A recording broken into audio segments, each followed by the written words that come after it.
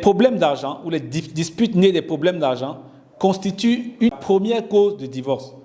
Vous savez, ce n'est pas un sujet qui est assez léger, c'est un sujet très très important. La première cause de divorce demande qu'on prenne du temps pour s'intéresser et discuter. Deuxièmement, même quand on n'arrive pas au divorce, on vit comment? On vit sous tension permanente. C'est les discussions le matin, les discussions le soir. C'est tout le temps en train d'être de mauvaise humeur parce qu'on anticipe ou bien qu'on réagit à ce que le conjoint a fait en face.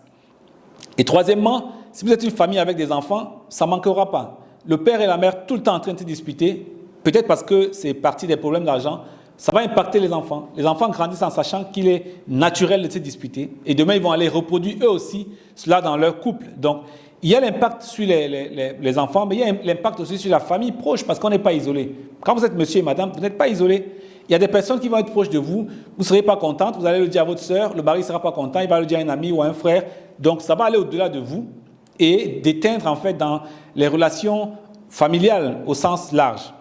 Donc, et malheureusement pour beaucoup de personnes, tout le monde n'a pas le même niveau de santé. Certaines personnes sont assez fragiles quand elles parlent avec énergie d'un problème qui les a énervés, même si c'est parti d'un problème d'argent. À la fin, on voit parfois arriver des hypertensions qui, si on y prend garde, vont peut-être avoir des complications beaucoup plus tard. Donc, c'est un sujet important. Les conséquences négatives sont importantes et c'est un sujet qui mérite vraiment qu'on prenne le temps d'en parler.